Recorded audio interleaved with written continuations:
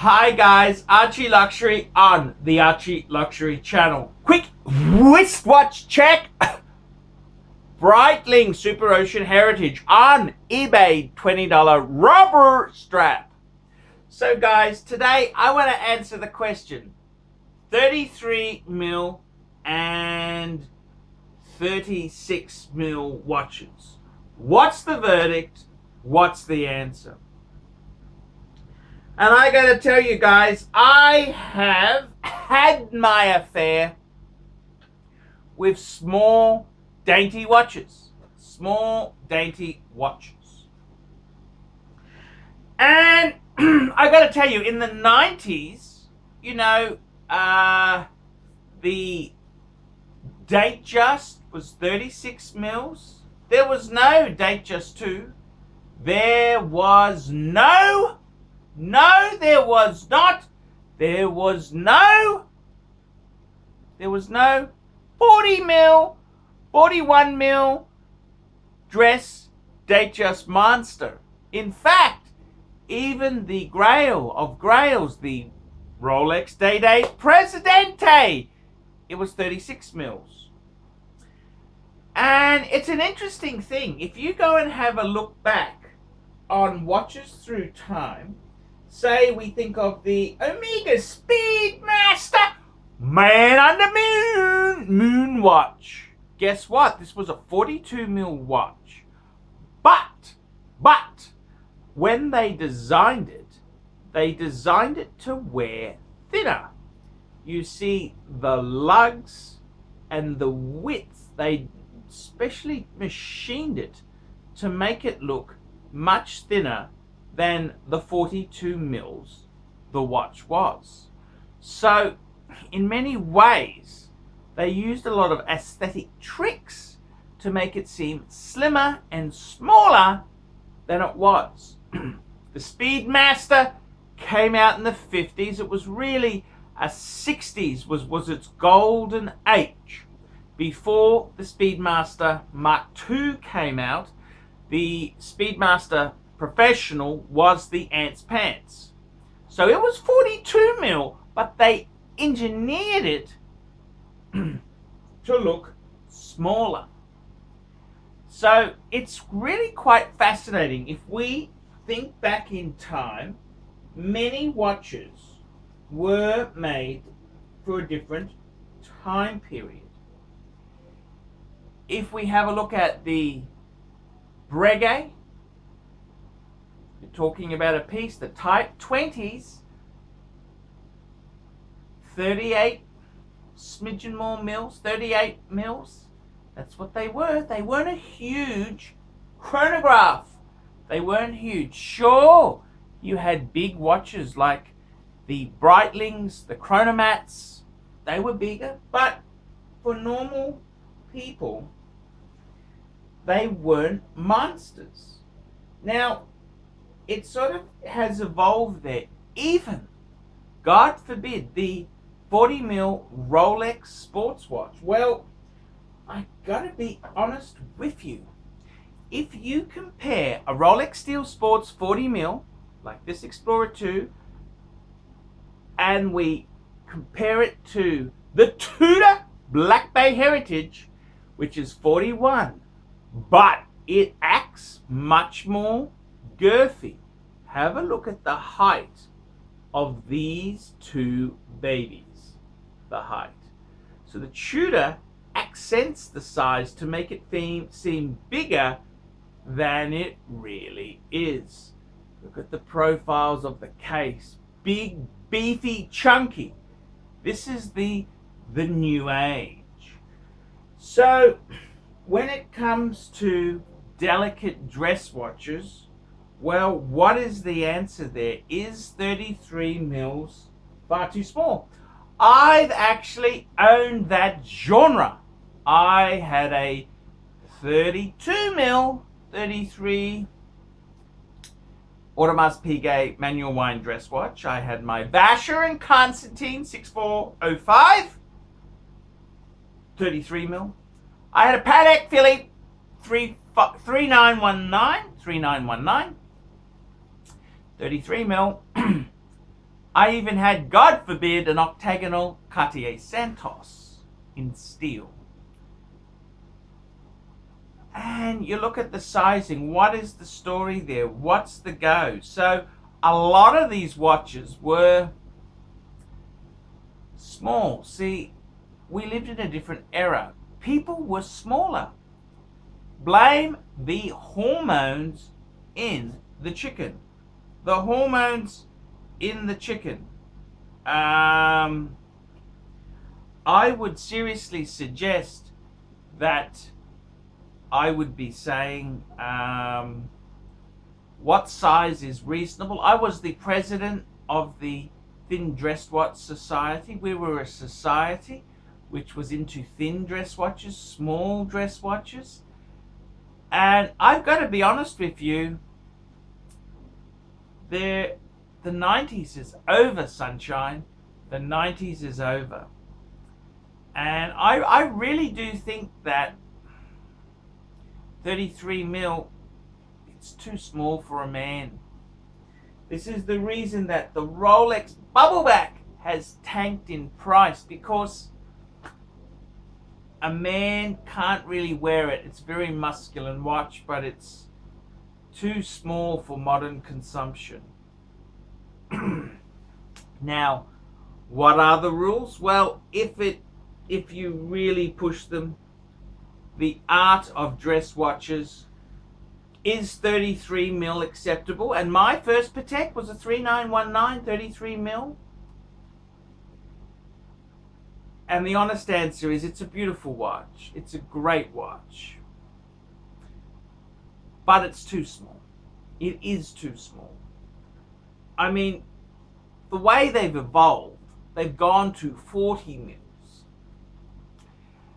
And whilst that may be a little bit avant-garde to do that, there's a bit of substance there. What size is too small?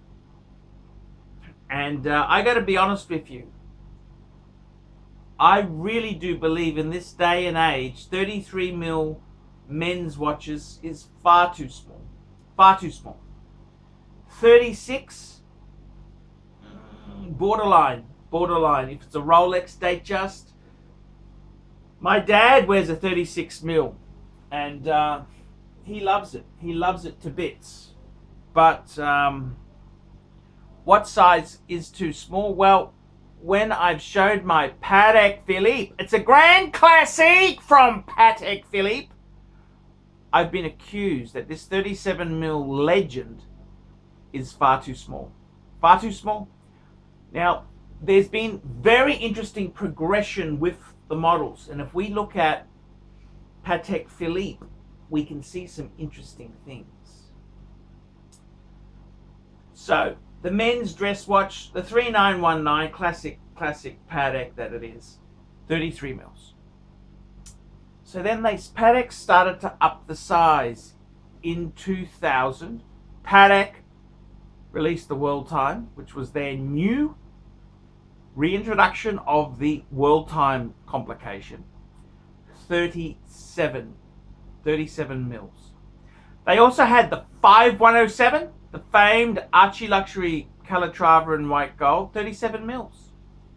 Then things started to get bigger and bigger and bigger. The 5296, 5196, 5035 was 37 mils, but then it got bigger in the 5146.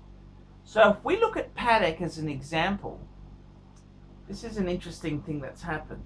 With the World Time, this was a 5110, 37 mils. Came out 2000. In 2006, they then released the 5130, which was 39.5 mils. So that's 2.5 mils bigger. Then a couple years ago, they released a replacement to the 5130.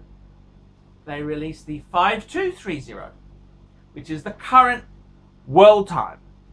Guess what? It went smaller, 38.5. So I really think myself, this is the trend. They were certain size, they got big, and then they've brought them down again. And that's the same thing. You look at Rolex. Rolex's sports range were basically 40 mil pieces. The Submariner, the GMT, the Explorer 2.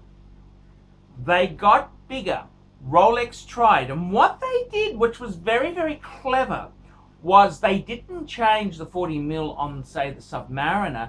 They fattened the shoulders. That's right. They fattened the shoulders.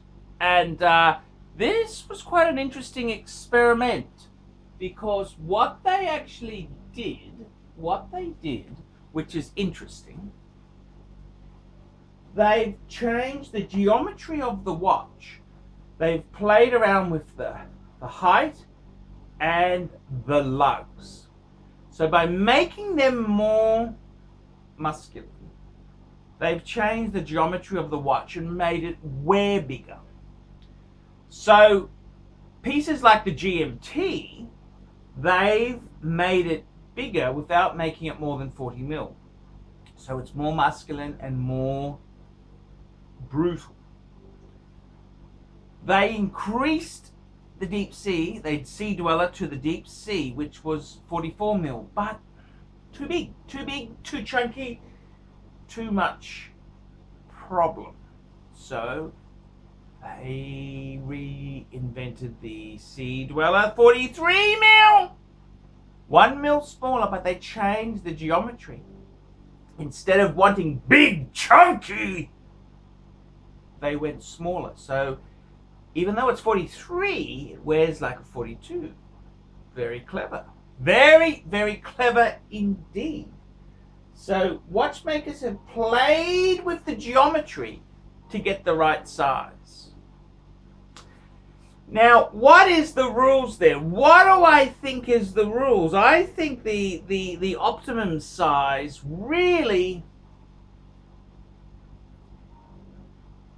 is for a men's dress watch 37, 38, 39. That genre, that's the space.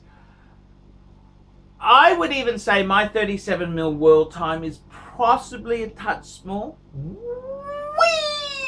bit small.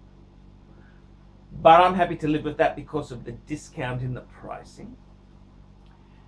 With Rolex themselves, they're 36 mil. I think, unless you're a smaller chap, I think it's too small. I'm sorry, this is the rules. And 33 mils, definitely no-go zone at all. Too small. It's interesting, the ladies' watches have also gone through the same thing. If we look at the Rolex Datejust, Rolex increased the size by saying Datejust 36 was a ladies. They introduced a ladies Datejust 36 mil with flowers on the dial. I think that was too big. And now they've brought back, instead of the 26 mil, it's gone to 28. So they've added 2 mil to it. So that really leaves me, what is the optimum size? And I think 36 plus 2 is 38. 38 mils is the sweet spot for men's dress watches. For ladies, I'd say there's still quite a bit of elegance in smallish watches. I mean, they scale in beautifully. This here is a lady's date. It's a lady's date, 26 mils.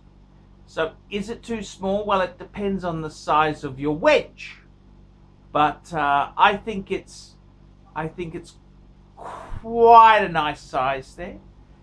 It's interesting, the geometry, they can do so much, as well as playing with the size. The geometry of the piece has a big bearing. I'm Paul Pluter. This is the ArchieLuxury channel. Tell me what you guys think of that.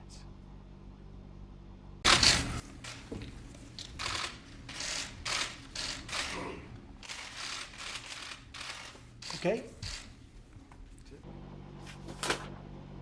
Hi guys. A fan of mine has been inspired to start a wristwatch series of his own. Bitter Poet Madman. That's the name of his channel.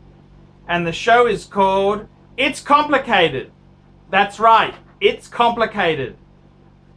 It looks like he has some nice examples. I saw he has a Rolex. He recently just got an Omega. He talks watch accessories, does reviews, unboxings, and talks about new and pre-owned wristwatches. Again, the channel name is Bitter Poet Madman. Bitter Poet Madman. So why don't you fuckers let that fucker know what you think of that? Bitter Poet Madman channel. Hey yo, I'm Bitter Poet Madman, the host of It's Complicated, a wristwatch series. We talk about luxury watches, we talk about affordable watches, we're going to review those watches, we're going to talk about the watch market in general. I'm going to tell you how to get good bargains, I'm going to show you how to find good watches used, I'm going to show you how to find affordable watches new, and how to save money on that grail piece that you're looking at.